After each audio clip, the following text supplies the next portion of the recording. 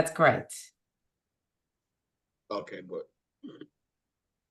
Okay, so I've started recording, and I think we will get started because Leo has another event that he's organizing today, so we can only have him for an hour, and so let's make the most. And I know that William also has a funeral that he has to get to.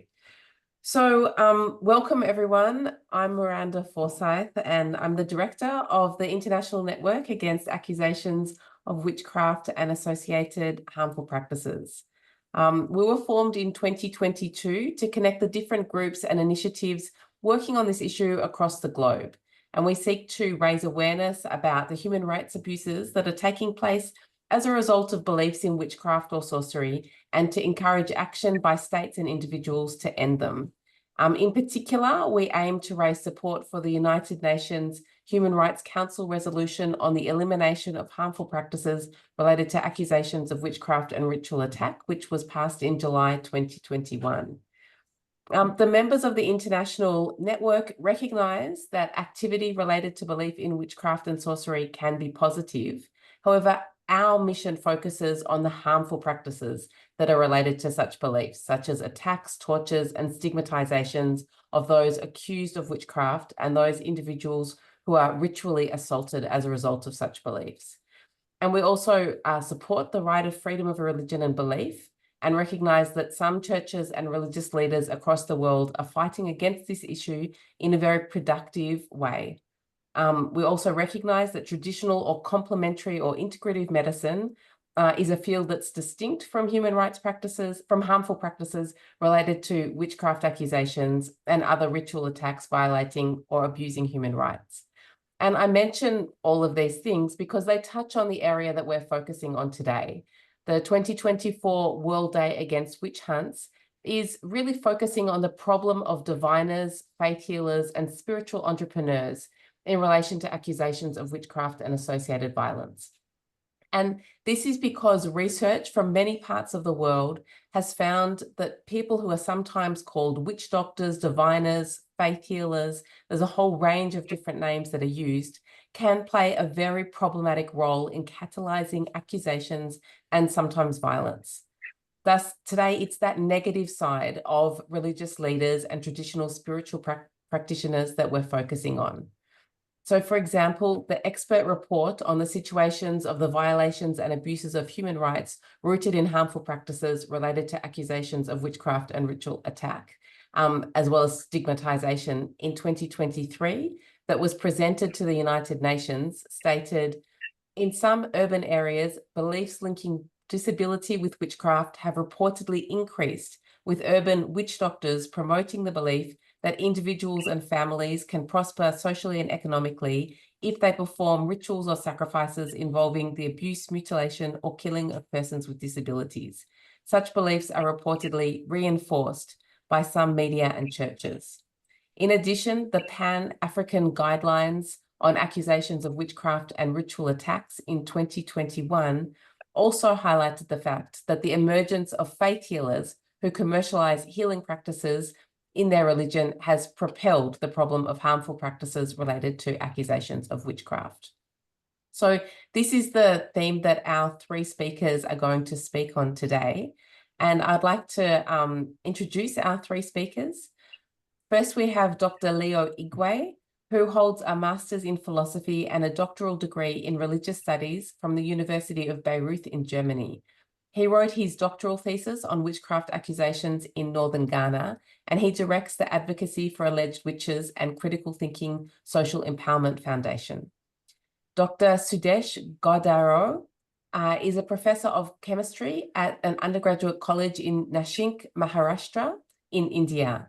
And he is voluntarily associated with the Maharashtra Antradaha Nirmulan Samti, the Maharashtra State Committee for Eradication of Superstitions and Development of Scientific Temper, as the Secretary of the National and International Coordination, as well as the Federation of Indian Rationalist Associations.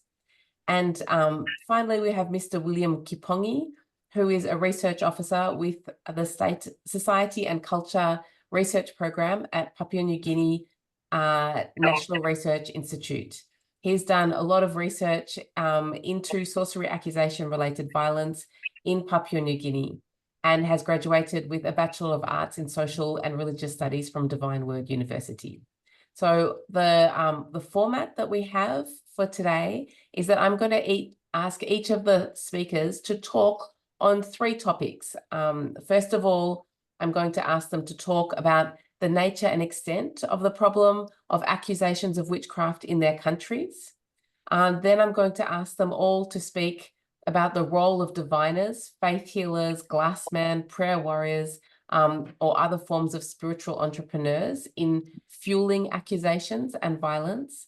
And then I'm going to ask them all to talk about any measures that are being taken either by the government or civil society to try to address the problem of these spiritual entrepreneurs. I'm going to ask the speakers to speak for about 5 to 10 minutes and for each of those questions, and then we're going to open it up for discussion and Q&A afterwards. So I think I'm going to turn first of all to Dr. Igwe. If you could maybe first of all just set out the position at the moment in relation to the problem of accusations of witchcraft, either in Nigeria specifically or more broadly across Africa, as you're the representative from the region. Yeah, thank you, Miranda, for the introduction and for situating the problem, especially making a distinction between integrative medicine and the issue of witchcraft, and the fact that, of course, there are some pastors and churches, that are making some contribution that are trying to address this problem, but there are also those who are actually part of the problem. So when I speak here, what I'm going to say here is regards to the problematic aspect of this. Yeah, so if I use very strong words, it's because I want us to respond strongly against this, respond strongly to these problems. Yes, is this problem new? It is not. Yes, it's not new. Only that it is more or less a problem that has been there, but has been changing its coat and character as a result of so many factors coming around and playing out in the field. Like now, growing up in Nigeria, when people die, sometimes they say, yes, they have killed him. So the notion that some people could kill others through magical means has always been there. And but what happens that recently a lot of those who claim to know those behind, those who can identify, those who claim they can identify those behind the killing, the death, the misfortune, they are all changing their names. So initially, yes, you go to a local healer, a traditional healer, but today you go to a pastor, or you go to an imam, or you go to a marabout. So what happens is that these the religions that were introduced in the region over the years, they have brought new layers to what is actually an old problem, an old issue. People trying to make sense of some sudden, unnatural, unusual misfortune that they experience. Now, has this changed? It's mixed. It's just a little bit of, okay, you introduce the laws. Like now, during the colonial era, they introduced these laws against witchcraft accusation, which helped to address it, okay? But also, in some cases, nothing has changed because the people who are implementing these laws are believers, because that's exactly the challenge we're having now. Some of the police officers, they are believers. And sometimes off the mic, off the records, they will tell you, look, this is not a police issue. Let's go to the traditionalist. So with this kind of very divided mind, with this kind of police institutions or state institutions, whereby the implementers or the operators or the actors are also believers and think that it is within the tradition that they can solve this problem. So not much has changed. It's a kind of, we are still moving, but we are still, standing at a particular place. Now, is it a minor or significant issue? Yes, it is, because life situations have not changed much. It's still the same thing. Like people are still dying, as a result of course, accidents, and people are still dying in ways that people are suspecting that others could be behind. And again, there is still this reluctance to criticize religious narratives. Yes. Yeah, of course, when you say something critical of believe in God, believe in witches, believe in wizards, believe in the supernatural, there is still that idea that you shouldn't do that. And because there's reluctance in criticizing, let's say Islam, criticizing Christianity, criticizing traditional religion, then how do you then criticize the idea of witchcraft or the supernatural or the traditional beliefs? So that layer of respecting what they call here the anointed, yes, the anointed, like priests or the imams and all that, remains there. So the anointed now get away with a lot, and now people now claim to be anointed. Yeah, like Nigeria is filled with so many churches, and people tell you, "Oh, I'm called by God."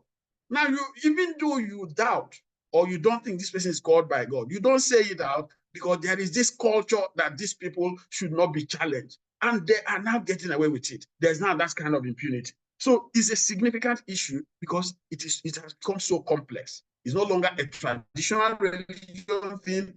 It is no longer a Christian thing. It is no longer an Islamic thing. All these layers are playing out within a field where people are told that they should not challenge or confront narratives, that are associated with religion or the supernatural. Now, who are the victims? Of course, the victims are usually the vulnerable, the weak in the society. Of course, women, because we have a society that operates based on the power and control of men. Now, look, men are accused. Men accuse men. Men accuse women. Women accuse men. But it is easier to enforce the level on women. Yes, that is the issue. So that is why, yes, it has a gender face, but it has also a male face on its own, and it manifests differently. And that is why sometimes, you see men, sometimes they go into assassination of other people because they feel that, oh, you have been doing this, let me kill you. So you see some assassinations associated with where some people feel that others are overwhelming them spiritually. Let me just give you an example. A traditional chief in Edo State is a case where we intervened. We intervened in this case a few days ago. He said that this woman has been tormenting him in his dream. And of course, get on to beat the woman up, slapped her to the point that blood came out from one of the eyes, and all that. Brutalized this woman. So it could also be a man. The man could also take another means. So the victims are usually the weak, the children, people with disabilities. And sometimes people with disabilities are seen as agents of the occult. And in a society where women's rights are not respected, there are no robust mechanisms to protect the rights of women, to protect the rights of elderly. The post-colonial state is very weak in terms of responding to these problems. So it becomes, the nature and extent of this problem remains such that is quite serious, and of course deserves this kind of approach locally and internationally to be addressed. Thank you. Thank you so much, Leo. Dr. Goderau, if I could ask you now to speak about the nature and extent of the problem of accusations of witchcraft in India, maybe with a particular focus on your state. Yeah. Thank you, Madam Miranda, Madam, for the introduction, and at the same time, I am also thankful to our network for highlighting this issue on this particular occasion of the witchcrafts. Now, as far as our organization and our activities are concerned, and what is the problem you have mentioned, okay? The witchcraft problem, what I can say, is not a very new problem. What are our organizations we have started working, that is the Maharashtra Andhashraddha Nirmulana Samiti, we have started working or focusing on this particular issue a long back, maybe around 20 to 25 years back. And today means yesterday only, we have completed our 35th year of establishment. So that is also a great part of our organization. So almost in the year of 2003, when there was a news about the one of the women in the tribal district of Nandurbar was beaten to death because she was blamed to be a witch. So we have focused on this particular issue and we try to find out what are the reasons behind such kind of the problems. So our activists from that particular local area, they went to the that particular spot and they met with the victims and they tried to discuss with them. They tried to discuss with what are the local authorities, the local rural authorities are there in the villages, okay, and they come up with certain conclusion that this kind of a problem is there which needs to be addressed. And in that particular year, about 25 years back, we have started the campaign against the witchcraft, okay, and the witch hunting too. Now, when you say that whether it's a new problem, definitely it's not a new problem. In the days also, in the current days also, we are finding the similar type of the cases, similar type of the harassments of the different people throughout the India, not particularly in the Maharashtra state, but in the Bihar, in the Jharkhand, in the Chhattisgarh, so many states of the India, this particular problem is existing. And so I can say that it's not a new problem, okay? Whether there is some change in the recent conditions, definitely not. It has continuing, the similar kind of the harassments are there, I can say. And what are the question about is it a minor issue or the significant issue? Definitely it is not a minor issue, but it is a significant issue.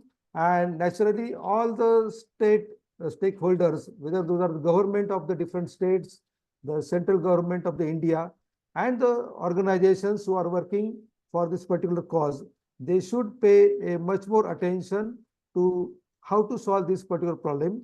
Because as far as the data is suggested, the data which is collected by the United Nations also for the last 10 years, which was available when the declaration was made, okay? So that data also indicates very large number of cases are occurring at the international level also. And as far as India is concerned, there are also a measurable number of cases of the witch hunts and witchcrafts are also there. So what I can say, it's a significant issue and we have to pay much more attention to this particular issue also. And who are the typical victims? As Leo has also said, that the weakest in the society. Who are the weakest in the society? Generally the women and the children. Okay, so those are the victims of this particular problem. That's what I can say. And if I want to give a particular and a very concrete example, through which I can say that how this particular problem is of importance and how one should pay attention to this problem. What I feel is that I should quote a particular example which was occurred in the last year, okay, in the month of September, in a family where the entire family was blamed to be a witch, okay, and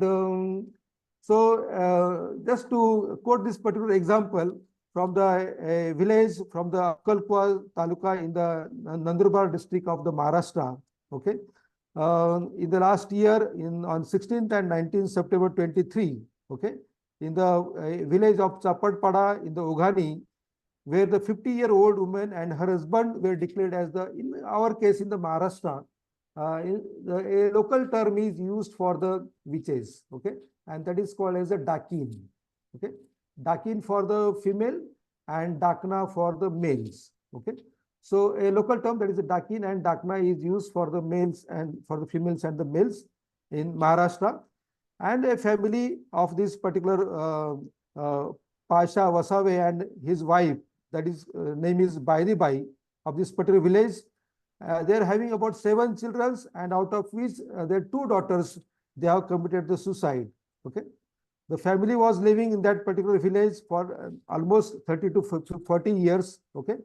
And they're having their traditional business of the agriculture and labor, and their livelihood was depending on that particular work.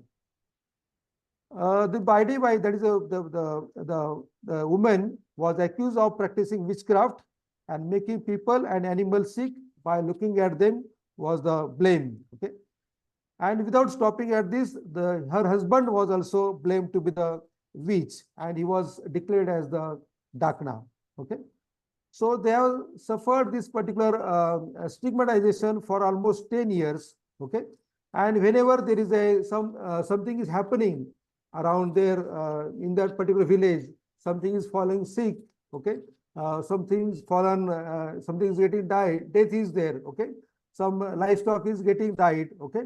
So all the blames were given to this particular family. Okay. There is Dakin and Dakna. Okay.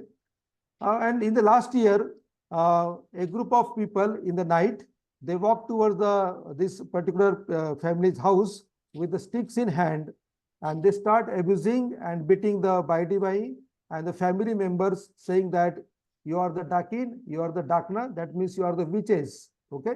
And whatever the misfortunes are happening in our locality, it is because of you. Okay. And if you are not accepting that you are not a witch, then what you have to do is that you have to eat that means you have to go to the crematorium and eat the ashes of the cremated corpus there. Okay. The persons who are dead, who are burned, and what are the remaining ashes are there, if they have to eat these particular ashes, so that they can prove that they are not the witches. Okay. So to overcome this particular problem, the people, they have forced them, they take them to the cemetery of that particular village, and to prove their innocence, this particular person, that the family members, they ate the ashes of the burnt corpse. Okay. So this is the kind of the situation. This is the kind of the level to which the people, they could harass the witches or the Dakin or Daikna in our cases, what I can see. Okay. So this is a very, very serious issue as far as the Maharashtra, not only the Maharashtra, the similar kind of the, I can say, tortures. Okay. The similar kind of the incidences are, and the stigmatization of the witches, of these particular people, they have to suffer because of the stigmatization of the declaration of the witchcraft and the witches, and this problem has to be overcome. I feel that, and for that particular purpose, I think the organizations and the government also, they have to come forward. Of course, this is not the only reason. There are many reasons why the things are there. Okay. I think it's okay for this particular question. Thank you. Thank you very much. So now I'll turn to William. William, if you could also answer that general question about, what is the nature and extent of the problem of what is called sorcery accusation-related violence in Papua New Guinea? Thank you, Miranda, and thank you for this opportunity to. We can also have the chances to listen from colleagues from other countries around the world. And I'm trying to speak on behalf of Papua New Guinea, especially looking at the issue of witchcraft and sorcery accusation-related violence. When we look at this, the problem of witchcraft and sorcery accusation-related violence in Papua New Guinea, it's a bit complicated issue in a sense that Papua New Guineans have a lot of cultures and belief systems.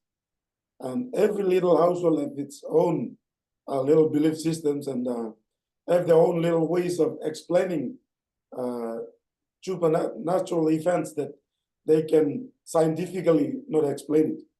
So that's why when this belief in sorcery and witchcraft is sort of like, superseding in those areas, it's sort of like creating new dimensions into people's belief system. And that's why the church has also contributed in another part of it. And when you look at the problem, it's the belief system is there. The problem of the accusation and leading to violence, we call it sorcery accusation related violence. It's a new dimension that is that's spreading like wildfire in Papua New Guinea. So when someone is accused, especially in the event the person has been accused when someone is dying or when someone is sick, there is very less chances of the person being saved or protected, either by the law or either by the community. In that sense, there is 90% chances of getting that person tortured. So the aspect of violence, it's something new that we are witnessing at this time. Though we have that kind of sorcery belief or witchcraft and accusations have been there for quite a long time. And when we look at the changes about these belief systems, now people are very restricted not to talk to those accused or those who have been identified somewhere as witch or sorceress. So there is examples like you cannot answer a phone call if the number is not on your phone, because the sorcerers or the witches will come and speak to you and you will be affected, or you will be somehow led to getting sickness, or your family will be affected, your business or schools or whatever.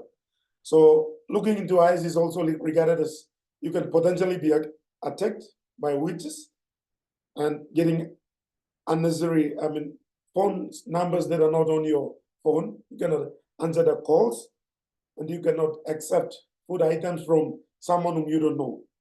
So these are two extreme things that coming onto the belief system, and there's a lot of potential that if someone is being accused, the person is stigmatized, the person is potentially being implicated of being the cause of a sickness or death, or even in the vehicle car accidents. So it's dramatically changing when we look at the issue of witchcraft and sorcery as a whole. And it's a very significant issue because there's a huge number of people being accused, tortured, and they are suppressed in the community. And they're living in very, very strict rule within the communities where they cannot speak, they cannot access to the services and the social activities in the community. So there's a huge number of women, especially being accused in the highlands and in parts of the coastal places where there's a lot of men accused. And then there's also a significant number of children who have been accused, the children who come from families who have been accused. So that's a very problem that coming to the country, to the next future generations. So the issue is a very sensitive issue, and at the same time, it's a very significant issue that our government and then all other parties or stakeholders need to look into. And the typical victims are usually the helpless, the weak, and those who cannot protect themselves. They are the potential targets when they want to accuse in the course of a death or a sickness. And then they will pick on the weak ones, and then they said, you have done a witchcraft or you have done sorcery to cause the sickness or the accident leading to someone's death. So that's why those vulnerable people have been victims. And now they also look at those people with disabilities, if they have sight problems. And then they started going back to witchcraft and sorcery. And there's another very burning issue, is people dying of HIV/AIDS. Because of this very issue that is not openly shared by people within the medical department as well as the government, when someone is dying of HIV/AIDS, people automatically say it's sorcery or it's witchcraft. So these are some things that really sort of like jumping onto the belief system, and then it's sort of like a disease affecting the development as well as affecting the society, breaking down the cultural the good values, and also the church's contribution in condemning all the beliefs associated with natural, supernatural powers. We do have some beliefs where when mothers planting gardens, they have to say some spells so that they have a good harvest. Or when someone wants to go to the bush, they have to say something or do something so that it can be protected while going hunting. But these are all categorized by church as evil. And that's why churches have been sort of like misleading as well as contributing to violence related to sorcery and witchcraft. So that's why when we look at the dimension and the issue of sorcery, as well as witchcraft in Papua New Guinea, it's sort of like embedded into the belief systems. And also, when the church is coming in, they claim that they can do something, but on the other hand, they're also provoking it. So that's where it's really a significant issue that our government and other stakeholders and partners really need to look into it. I think that's all. Thank you. Thanks very much, William, and you've taken us nicely into the next set of questions that I have for our speakers. So I'm going to ask Leo if you can, because I know that you don't have time. So if you could speak about both questions that I've got. So the first question really is, what is the role that diviners or faith healers or prayer warriors or other forms of spiritual entrepreneurs play in catalyzing or in escalating accusations of witchcraft and associated harmful practices? So that's the first question, just to describe what role they play. And then I wanted you to talk about what are some of the measures that are being taken to try to stop their behavior, these individuals, these spiritual entrepreneurs. And perhaps you could speak about some of the advocacy that your own organization is doing in that regard. So over to you. If maybe you speak for 10 minutes or so, if that's okay. Okay, yeah. Thanks so much. Well, the role of the faith healers and diviners, prayer warriors, like we highlighted at the beginning, they're part of the problem. They're sanctifiers, they are certifiers, they're instigators of the problem. Now, what happens is that when people have issues, they're wrestling with so many issues, worries, sometimes they want to consult people. They consult relatives. When they are not satisfied with what they get, they now try to consult those who are assumed to have powers to look into the supernatural world. So what happens is that, for instance, when many people are dying in a community, sometimes people may not be satisfied that, it's a result of an infection, or economy is very bad as it is now in many parts of Nigeria, I guess also in the region. Some people feel, there must be something much more than the material or the natural or the commonsensical behind it. Now, what they do is now to go to people who claim they have the power to unravel the problem by looking into what is called the supernatural world. And that's exactly where the problem lies. So the fact there is that these diviners or prayer warriors or spiritual entrepreneurs, they present themselves as having the power to provide answers and solutions to something that ordinarily, commonsensically, people think there are no answers and solutions. So that is their role. So they are there to supply the spiritual solutions, supernatural solutions. And too often, people think that, of course, it's cheaper. Yeah, because somebody looks into the supernatural and gets that magical solution, get that miraculous solution, which a lot of people are looking for. So because they make this claim, people go to them. So they are there now to direct, sanction, or sanctify certain steps people need to take. Now, let me give you an example. In a community in Eastern Nigeria, Izizi community, I mean, there's a lot of hardship. The economy in Nigeria is very bad. So a lot of people are getting frustrated. There's a lot of despair. So what happens is that some young guys about maybe in their 30s, they say they're prophets and all that, and they would like to organize a community religious program to understand why there's lack of progress and let them know about it. And in the course of that, they identify the man and the family and a few other relatives within the community. They said they were responsible. So they beat them up.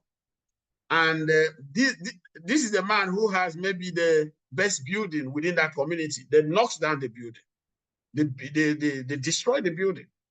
And the man had to flee the community. So now, because this ordinarily, if you destroy somebody's building, people will, attack you or maybe take you to the police. But when it's done as part of a spiritual work, people tend to condone that. So that is exactly what happens. So they sanctify criminality. They sanctify atrocity. So that's what happens in this situation, especially when the government is unable to provide. Let's also situate this, that they don't just come in. They fill gaps in terms of provision of health solutions, health infrastructure, social infrastructure. So this is what they do. Their role is to fill this gap that poverty, weak government has refused, situations that have refused to respond and address. So that's what they tried to do, as we saw in Edo State. In another case, we intervened. They came in the night. They didn't come during the day. And we know that in the night, a lot of people are tired mentally and all that. They would like to sleep. But that's when they now begin to pray. They did it in Edo State. And they brought out this, one is a Muslim cleric, a Muslim cleric and an elderly woman, 90 years. They told them that they were responsible for what was going on in the community. And when they say it, people feel relieved. They'll say, oh, now kind of that God is speaking to me. And they will carry the Bible. They will carry the Bible and say, God is speaking to me. You are the one who killed this social person. And the others will now be surprised because they claim they have the power. Okay, and we'll now get to in my last part of my presentation. Now I'll now get to the other aspect of it, because they claim they have the power, and they claim they have powers nobody should question and challenge. That is a problem. So, and when they say it, everybody believes it, or of course not everybody, but people there tend to believe it, and they now have to act along that line. So this is the role they are playing, and that is how they are part of the problem when it comes to witch hunting and witchcraft accusation. Now, what measures are we trying to take? And I'll conclude with that. Now, having looked at this, at Advocacy for Alleged Witches, we adopted what we call the information theory of change. Because we know that misinformation is at the root of this. Oh, who is responsible for that accident? Oh, yeah, it's that woman, that elderly woman. That's misinformation. Yes. So we need to correct that accidents can happen, careless driving, the vehicle is not good, you put it on the road. Sometimes people are drunk, many drivers that are drunk, they drive in the night, they don't have what do you call it, headlights, or they don't obey road signs and things like that. They don't. Some of them are not even trained. People drive without even getting a driving license. Why won't you die? That was what happened in one of the states. They were drunk, driving in the night. And now that they had an accident, they now came and blamed an elderly woman. So we have to correct that. We have to do an information war, trying to correct the misinformation, the disinformation that's often used, to legitimize witchcraft accusation. So that's what we try to do. Then again, if you are sick, where do you go to? We inform them, this is where you go. This is the information you seek. Not when somebody dies, you go and be consulting the diviner. What expertise does a diviner have to tell you, to give you an authoritative statement when it comes to the death of people? So where do you go when you are sick? If your business fails, if your marriage fails, if you are not having issues finding your husband, where do you go? You go to a prophet. I was in a meeting the other day. Somebody was telling me, okay, it was a radio program I did yesterday or the day before yesterday. 2 days ago. Somebody was phoning and said, "Oh, I had this dream, and I went to my spiritual director. My spiritual director, now told me it is this woman that is responsible." I said, "You went to the wrong person. Yes, you had a dream, and you went to a spiritual director. What the spiritual director will spiritualize the dream. Okay, so that is the problem. So we try to tell them, when you go to the wrong person, they tell you the wrong things, and you do the wrong thing, and the wrong thing will land you in jail." So that takes me to the next one: action, information theory. So what action do we take now on the basis of misinformation? They commit crimes, they kill, they attack the innocent. So we try to tell them, okay, if you do that, it is a police case. You get arrested and put in jail. Yes, we try to do that. So what we try to do them is to work with the police. But often the police would want us to also mobilize them. That's what we have here. So that's the challenge, because sometimes the police will need people to pay them bribe or give them money, fuel their car and all that. So unless the authorization comes from the politicians, who of course fund them. So if you are an ordinary citizen, you are an elderly woman, and all that, you are coming to the police, you will still suffer extortion. So that is a police situation. And it is not only because of witchcraft cases, also in other cases. 4 people out of it, the law and the police, they're meant for the rich, they're meant for the powerful. So what we try to fill in that gap, provide legal support, provide the lawyers, talk to the police, and get sometimes the politician to authorize the police to make arrests. Again, one other thing we're trying to do, we're trying to promote critical thinking. Yes, we want a more critical thinking society. That when somebody comes and tells you, "Oh, God is talking to me," you ask question, which language? Which language is he speaking and all that. So, and also somebody says you have to do this because God said. You say how, when, where. So we are trying to also to promote critical thinking in schools. And because we hope that if we correct the misinformation and the disinformation that are often used to legitimize witchcraft accusation, if we pressure the police to do their work, we pressure the courts and to do their work, because the laws are there. Like in Nigeria, we have the laws against witchcraft accusation. You get it? And I want to tell you that many people don't even know. So we inform them that the laws are there. There are the mechanisms to seek redress. They are there. You get it? So if we do that, and if we also introduce critical thinking skills and make our young people more critical, then they will be less disposed. They will not be easily manipulated by diviners or faith healers or prayer warriors or spiritual entrepreneurs, because these people are mining, on their ignorance and gullibility.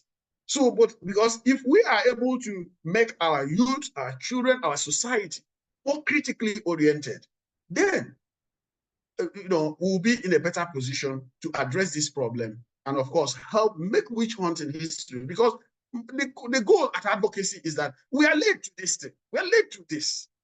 There's a need for us to hasten and do whatever we can nationally and see what we can do to let Africa and India and other places, Papua New Guinea, join the rest of the world in making witch hunting history. Thank you.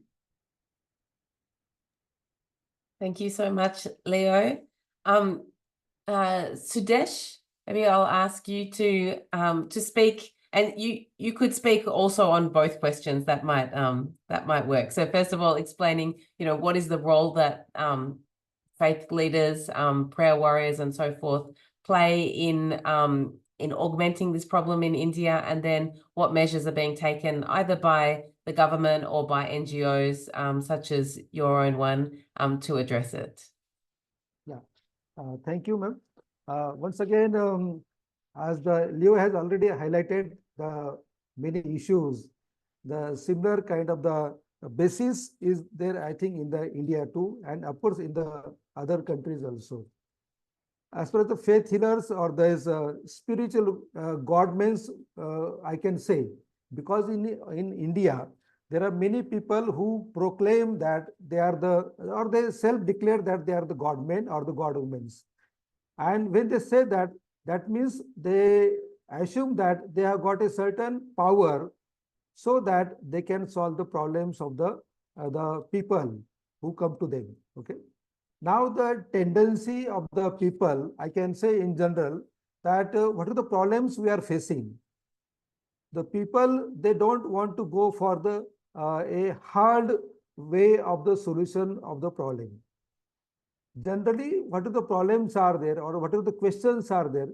A tendency nowadays there that to find a, a shortcut solution for the difficult problems or the difficult questions, that what I can say. Okay.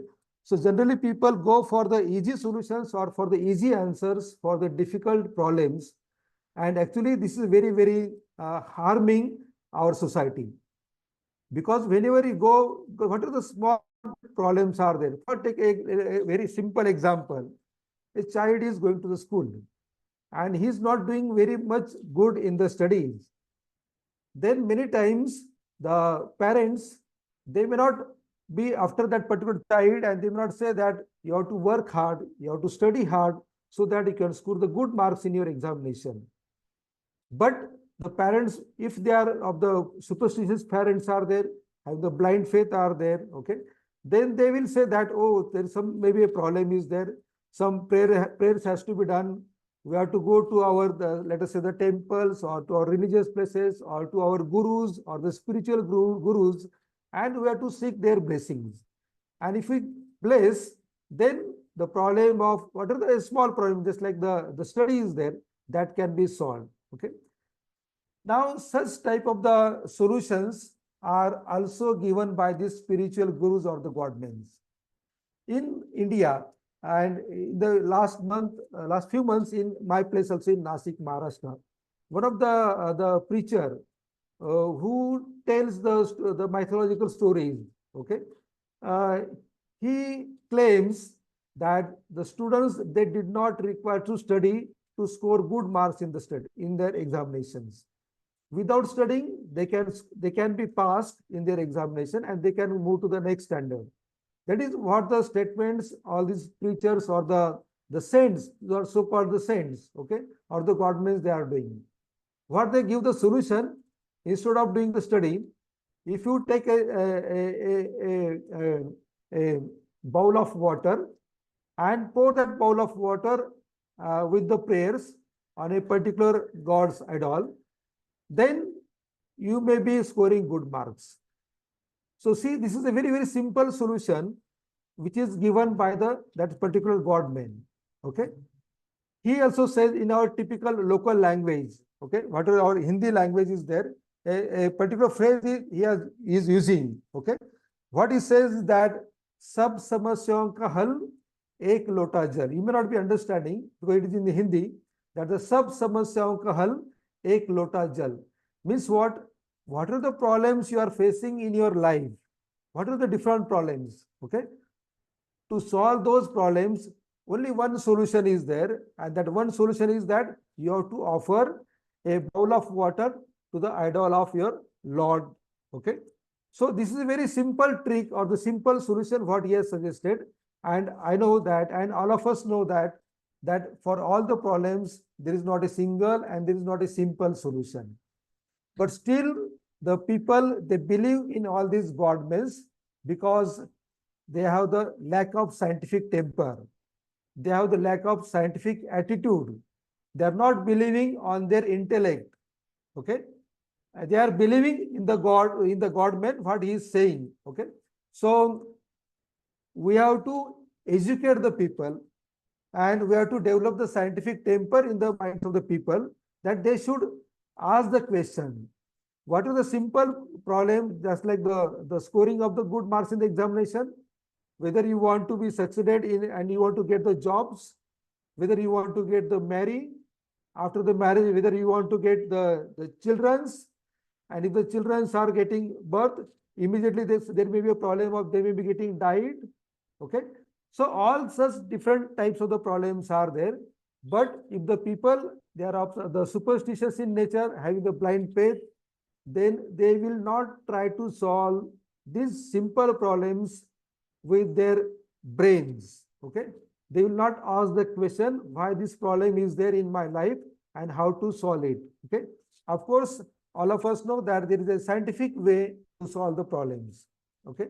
But the superstitious people, the people who are having the blind faith, they will not use their brains, they will not use their intellects, okay, but they will go to the godmen or their spiritual gurus, and then they will have all this type of the short answers or the short cuts, whatever are said by the these godmen. Now, in doing so, they are getting exploited by different means, by different ways. The exploitation is through the financial exploitation is there. Their time is getting exploited, and in many cases, in whatever the activities or whatever the programs we do in our state of Maharashtra and in the India also, okay, we find the many times the exploitation of the women is there, the sexual exploitation is there, okay, by these godmen, okay. So all this type of the exploitation, the financial exploitation, that the exploitation related with the time, and the other type of the exploitation, all the type of the resources also, those are also getting exploited, and the sexual exploitation of the woman. All these is because the people, they believe in the godmens. The people, they believe in all these faith healers, and so there is a great challenge that how to stop people going to these godmen. Recently, in the last month, of course, the entire world might have heard and might have know one of the news which was appearing in the different medias. Okay, there was a stampede in the one of the place that is called the Hathras in the Haryana. Okay, so this Hathras, a person named as the Bhole Baba. Okay, actually earlier he was the policeman, but he left that particular service, and then he started this particular the profession, that he became the faith healer, he became the spiritual godman, and he started assembling the number of peoples, saying that he knows everything. He can solve your problems, whatever the problems you are facing in your life, he can give the remedy to those problems, and people, they started believing him. So when he has organized one particular function last month, whatever the place was there, it was very limited place, maybe around 50 to 80,000 people they can gather. But in that small place, more than 2 lakhs of the devotees of that particular godman, they gathered together. And when he ends his the katha or the whatever the discourse, okay, then the people started moving towards his vehicle, and this, because they are having the faith that whatever the way on which that godman has traveled in his vehicle, if they take up that particular soil and put on on the people's forehead, then also the problems of those peoples will be getting solved. So such kind of the extent of the blind faith, such kind of the extent of the superstition is existing in the people, and that's why the stampede was occurred in that Hathras, and more than 100, around 125 people, they they died in that particular incident, and more number of people, they are injured. So such type of the incidences are there which are happening. Okay, and this is not the single incident, of course. Many such incidences are occurred in previous days also. So such type of to overcome such type of the incidences, we have to spread the awareness in the people, and our organization, that is the Maharashtra Andhashraddha Nirmana Samiti, and the other federation, that is the Federation of Indian Rationalist Association, of which I am the General Secretary, where more number of organizations are affiliated to it throughout the nation. They are working on this particular problem, how to eradicate the superstitions, how to eradicate the blind faiths, and for that purpose, I don't know whether you are aware, but in the Maharashtra, for the first time, because of the work put in by and the great effort put in by the late Dr. Narendra Davolkar, who has founded our organization, okay, a anti-black magic law was existence in the year 2013, and it was, of course, came into the force when the Dr. Davolkar was murdered by the right-wing Sanatani people. Okay, so this law is in existence in the Maharashtra, and based on that law, we have also insisted on the different governments, the different state government, like the Karnataka government also, they come up with another law on the similar lines. And of course, the different laws are also there in the different states as far as the witchcraft and the witch hunting is concerned. But many times you'll find, though the laws are there, but many times the laws remain on the paper. So to take these laws to the masses, to make the awareness about these laws, organizations are required. And whatever the organizations are there, their network needs to be strengthened. The activists needs to be strengthened. Whatever the resources are there, those resources to be given to the organizations, those resources given to be the activists, so that they can carry out and they can reach to the people, and they can carry out their activities at a larger level. And whatever the problems of the people are there, the problems can be solved with the help of the scientific temper. And for that purpose, we have to build a campaign of the development of the scientific temper. In Maharashtra and in the India also, the different organizations, they are doing it. And for that purpose, we are going to the schools, we are going to the public places, we are showing certain demonstrations of the miracles, how the people or how these godmens, they are looting us, okay, in the name of the so-called miracles. So we expose the miracles, we give the whatever the tricks are there, the tricks, we uncover the tricks behind the, or we demystify the science behind the miracles, and through that the whatever the so-called miracles are there, those are also getting exposed, and the people who are performed such kind of miracles, those are also getting exposed through our organizations. Okay, so such kind of the laws, such kind of the campaigns, such kind of the organizations and their network is highly essential as far as the overcoming of the problem of these spiritual entrepreneurs is there. That's what I can say. Thank you. Thank you so much. And it's so interesting seeing the common themes coming across in all of the different regions. So we'll turn now then to William. William, if you could also talk about the role played by the diviners or the glass man and the glass Mary in sorcery accusation related violence in PNG, and also about some of the measures that are being taken to try to combat their activities.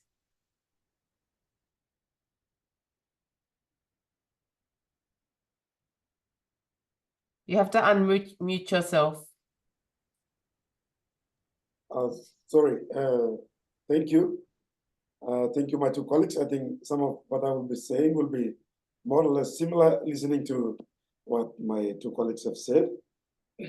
I think when we look at the diviners, faith healers and glass men, prayer warriors and all these people, one thing that we can understand is Papua New Guinea has a lot of small Christian Christian groups, and any group can teach the Bible, teach the Christian principle the way they interpret.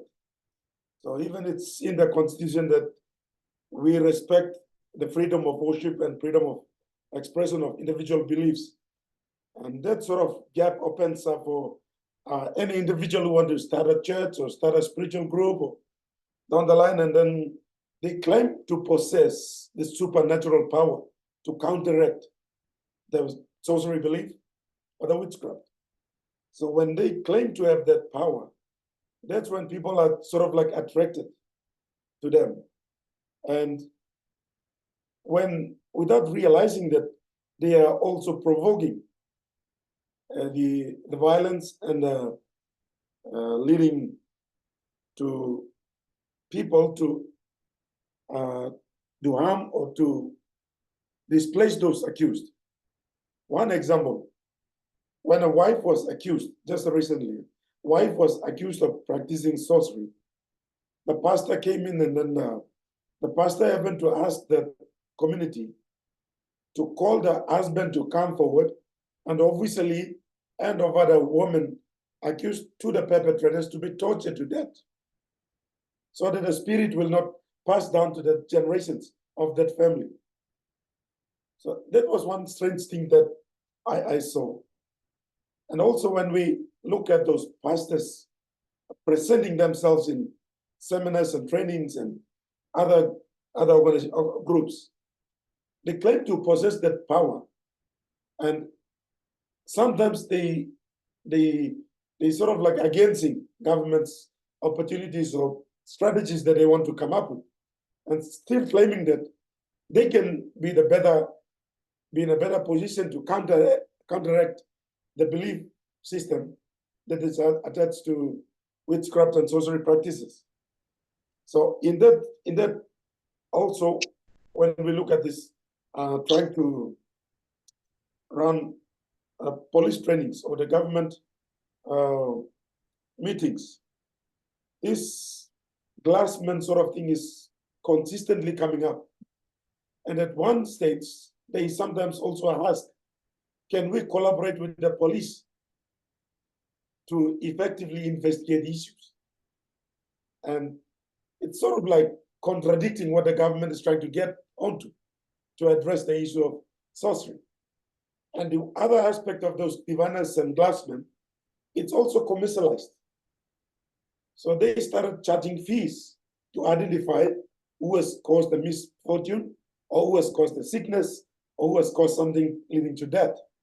So it's also becoming a business for some groups, and also spiritual groups whom people are calling for volunteers to come forward for them to pray.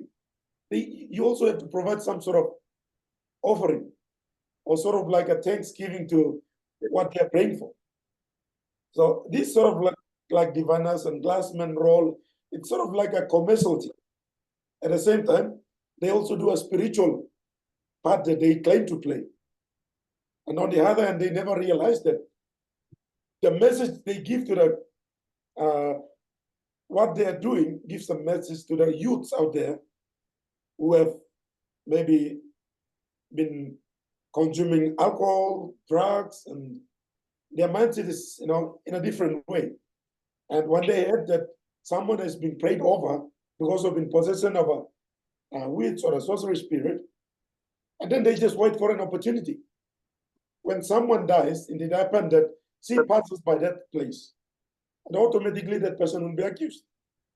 So in a sense that these diviners and these classmen and these faith healers, they are also contributing to identifying someone within the group that performing a witchcraft or a sorcery. So they also playing a contribution role towards provoking violence and leading to causing a lot of discussion and problem in the society. And when we look at the preventive measures that the government is taking, the mainland churches, especially the Lutherans, the Catholics, the Anglicans, those four mainland churches, they have developed their own strategies to say no to violence and sorcery and witchcraft accusation, related violence and other related forms of abuse, discriminations, and all that stuff. And also we have the mainland, we have Council of Churches. We have a body that speaks on behalf of the churches. And this body, they are playing a very important role, but they also need to be guided by a constitution. To what extent that they can speak, and what are the limits when we look at the human rights and other aspect of an individual human person, or what they can say that will definitely contribute to provoking violence. So, but otherwise, the mainland churches are coming forward, trying to do something to address the issue of sorcery, accusation, and related violence. And also, we are looking that many of our government leaders have been influenced by those churches that they belong to. And that's why they are also opposing the government laws. The government has developed this sorcery, the glassman law, the diviners law, the law to prosecute those diviners who happen to provoke violence, who happen to identify people in possession of sorcery or witchcraft or performing witchcraft. But then, even though we have that law, the law enforcing agencies are not even fully aware of that law even exists. So that's another problem. And even our people never knew that there is a law that will prosecute those classmen and diviners. So bringing the information out to the people, out for them to understand these laws, is another problem. And also the diviners, the churches, they need to be guided by a law so that they can be on the same page when they preach the Christian values to the people, so that they will not provoke or they will not contribute to the violence to accuse someone or to torture someone. So that's why we have seen some laws coming up to address this issue of witchcraft and sorcery accusation related violence, but the information is not yet get to the people who are supposed to know all those information. And then when the churches are teaching their Christian values, they also have to be guided by a constitution. They don't have to come out and go beyond, because they are also teaching that the Bible is saying that wife has to submit to the husband. So regardless of what the wife is doing, she is always held accountable to the man. So even in the mention of these evil spirits, and people start interpreting them in the context that they are in. And that's when they are mistaken that everything else is evil, relating to a belief system or relating to a practice which may not relatively be witchcraft associated or sorcery, but there's this misinterpretation and misinformation is continually provoking and adding more fuel to this violence that is escalating in our country. So we have a lot of CSOs, NGOs, community-based organizations, governments coming on board, talking about this issue, trying to develop a national action plan, trying to come up with strategies that build up a lot of network within those stakeholders, but still there's gap that churches still come in, because they are in the presence, they still have the bulk of the population, because they live in where the people are. The government services are limited to the main centers. But in many parts of Papua New Guinea, you will hardly see government services, but you will see churches there. So that's why churches really need to be informed of what should be their role in this area. So I think that's all I can share. Thank you. Thank you so much, William. And yeah, thank you so much to all of our speakers for that really rich discussion. We've got about another 20 minutes. And so I would like to call upon members of the audience to ask a question, or perhaps just to share something from your experience as to how you have perceived the role of diviners or prayer warriors in the particular context that you're working in, and if you can share any strategies that have been used to try to address the problem as well, that would be fantastic. So if everybody, like, if you can, when you ask a question, introduce yourself as well, then that would be great. So I'll open the floor.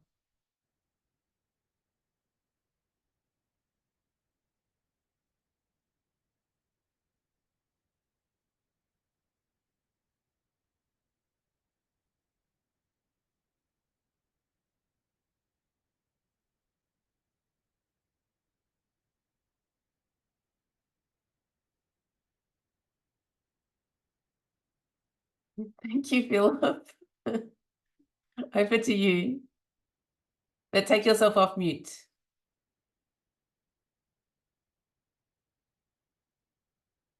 You need to, yeah. Yes. Hi, everybody. My name is Philip Gibbs. I'm in Papua New Guinea. And yeah, this is a real issue in Papua New Guinea, as we've been hearing from William. Yeah, and it is something where there's polarization in the society because, as William mentioned, some people, and including the mainline churches generally, try to take a more scientific approach to it, but there's others. Tying also into indigenous spiritualities and ideas too, I think, would be looking at very quickly at spiritual causes of different problems that people face, whether it be sickness or death or money going missing or failing exams or misfortune in general.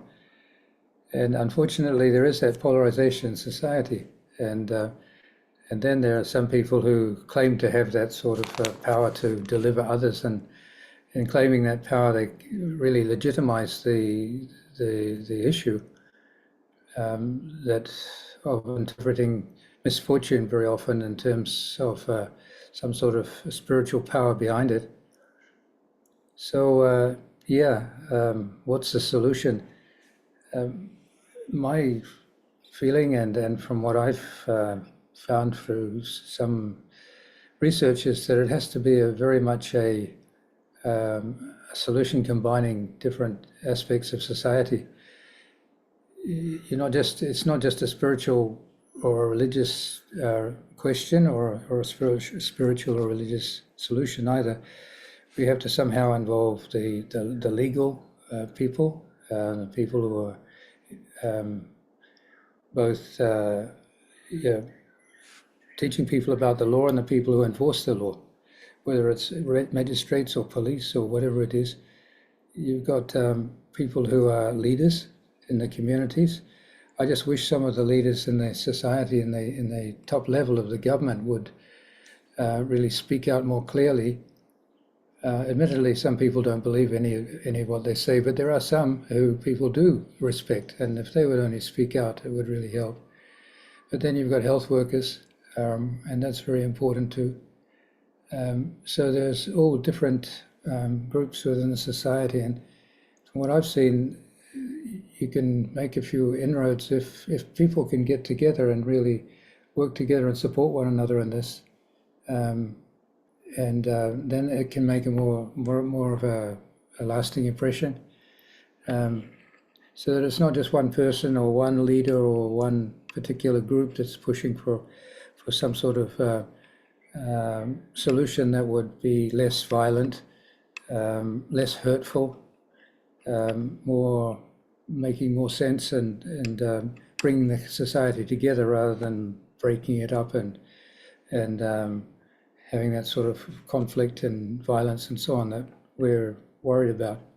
So that's the way I see it, that if we can get groups, various people within the society together, especially those who have some sort of influence, that would be really good. And I think that's lacking in many parts of Papua New Guinea. So that's just my thoughts at the moment. Thank you very much, Philip. We've got any other questions? Carolyn, and maybe introduce yourself as well and take yourself off mute. Hi, I'm Carolyn Jent. I'm the chair of the Stop Child Witch Accusations Coalition, which is working primarily with partners in African nations, sub-Saharan African nations. We work with local partners, so we are very much in the background, providing resources, particularly training resources, but also some funding on a small scale to enable local partners to engage with churches as part of the solution to this problem. I would just say I totally agree with what Philip has just said. That is also what we are seeing, the need to work on in a multi-pronged way, that you can't just go just to target one group or one aspect. But our work primarily is engaging with churches, speaking a common language with them, and looking at actually addressing what Leo rightly referred to as the misinformation and the disinformation that is sometimes at the heart of the false beliefs around witchcraft and witchcraft accusations. And what we have found is that it's only when you can actually start to help people to reflect on their own thinking, their own beliefs, and to actually examine them themselves, rather than trying to impose a view from outside, but actually saying, look, let's have a look at what this is doing in our communities. Let's have a look at how this is impacting our society as a whole, not our families. You can start at the very small level, that our families that are fractured by suspicion and by this sort of the harm that follows from an accusation, and how that also affects our local community and then our bigger society, and how if you have societies that are characterized by mutual suspicion and fear, then that is a very fracturing and very destructive society that inhibits the growth of our whole nation. You know, it's not just a local problem at that point. But what we have found is that we found that you have to start engaging with people that say, well, okay, let's have a look at this. Let's reflect on what we think and what we do in our society and in our church or in our community, and how would we like that to be different. And we found that that is actually a very powerful approach. So, for example, in Goma, the partner that we work with in Goma in the DR Congo, he and his group have been systematically training not just churches but schools, bringing it under a broader child protection framework, because our work is very much targeted against accusations against children. And the impact on the communities was such that the local police noticed what was going on, and although they have in the past and currently can be perpetrators of accusations and of violence against the children in those communities, they've actually been asking for the same training among the police there. The local authorities have got involved, and what's happened is you've got a movement that is developed organically because of the effect on the local community, and that has become a broader child protection movement, particularly targeting the so-called prayer, what are they called, prayer chambers around Goma, in the area around Goma, which are not officially affiliated to any kind of church. They're exactly what you've been describing as spiritual entrepreneurs who have found a way of monetizing the fear around witchcraft, and therefore offering for financial gain, offering rituals which are supposed to remove witchcraft from children and others. And so we found that is a way that has been pretty effective. I mean, talking about Nigeria, the most recent reports we've had back from there included a story of a church where there's been intensive training of the congregation in all of this. They've spent the time reflecting on the beliefs. What does the Bible actually teach around these types of topics? And a person came into that church and was trying to promote the idea of basically praying that people who are witches would die even if they were your own father, that type of very aggressive approach. And the entire congregation refused to take part in that action, which infuriated the visitor, but was a really strong message about how, no, actually, we're not going there. We don't believe that is the way that we should be behaving. But it's not just a parroting of learned information, which we found that people are very capable of holding in parallel the right answer in inverted commas. So they know about human rights, or they know about we shouldn't do this or shouldn't do that on a sort of human rights or legal level, but they will still do those things because on a beliefs level they're not convinced. But when there's been this reflection on and there becomes ownership of the whole idea that this is not the way that we want our church, our society to be.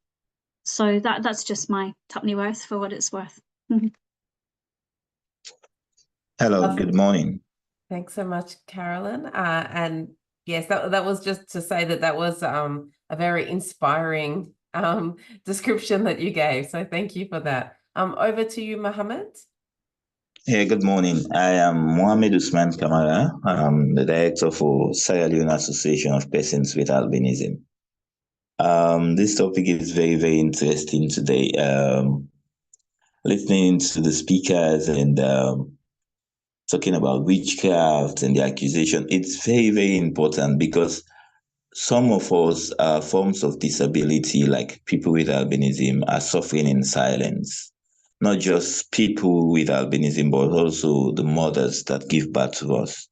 They are the ones that face the discrimination firsthand, because people will be telling them that they give birth to devils, they give birth to because they are witches, or because perhaps they have sexual intercourse when they are on their menses, and people will be calling them different names. And perhaps most times the husbands will leave the moms because they give birth to a child with albinism. So another question that I want to ask: what do the Bible talk about? What do the Bible say about people with albinism? Perhaps the Quran, if we have somebody here that is a sheikh or so. And then what is a traditional belief first? I know they are using people with albinism body parts in some parts of Africa, and recently in Sierra Leone, we have a revolution from a man that works in the provinces around Kabbalah area that give us a strong story that they are using people with albinism there for ritual purposes on the low, and no one have the guts to talk about it because the tradition is bigger than everyone in the community. So that's the problem. If you have a community that have tradition that is very strong and everybody believes on that tradition since birth, nobody will talk what they are doing there. If you talk, perhaps your family will be wiped out. And if somebody have a stronger Christian background and they perhaps talk about how they will heal a woman who is giving birth to a person with a person with disability and all, that belief that somebody will grow up with that belief, and it will be very hard for you to change the mindset of people. So that's the thing. So the solution is how to get all those people involved, and getting those people involved it's not a matter of days or months or years. In fact, you have to really change their mindset, and starting with kids. And because if you start changing the minds of little children coming up, perhaps the next generation will have better understanding about conditions like us. So that's just my submission. And how people there working in different parts of Africa, how are they getting people with albinism involved in the work that they are doing? I want to know that. So, thank you.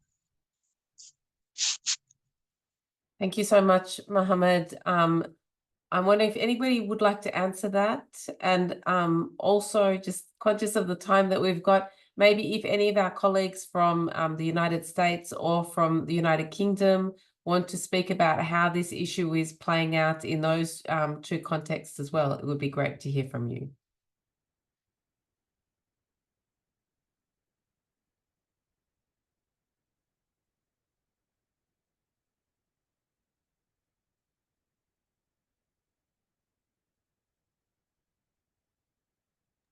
I can just refer very briefly to the question about what Christianity teaches about albinism, which is that, as far as I know, there isn't a direct reference to albinism in the Bible, although I know that in some Jewish tradition, there's thoughts that Noah may have been a person with albinism.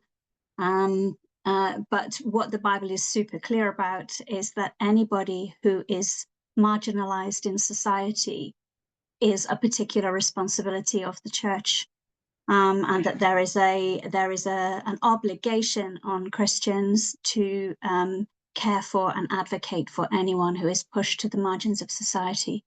So there is certainly zero justification for any kind of use of scripture to perpetuate any kind of any of the appalling things that happen to people who have albinism. That would be my contribution on that. Thank you so much, Carolyn. Okay, well, Does anybody have anything else to contribute? If not, well then I'd like to thank everyone for your participation, particularly to our 3 speakers. That was very, very informative. And I am going to put the recording up onto the International Network's website, so it will be available. And yeah, let's keep up the conversation. I hope everybody here is coming to the conference in Lancaster next month now. So I'm looking forward to seeing you all there. But for now, good evening, everyone, and thank you once again. Thank you, Miranda. Thank you. Thank you, Miranda, bye. and thank you to the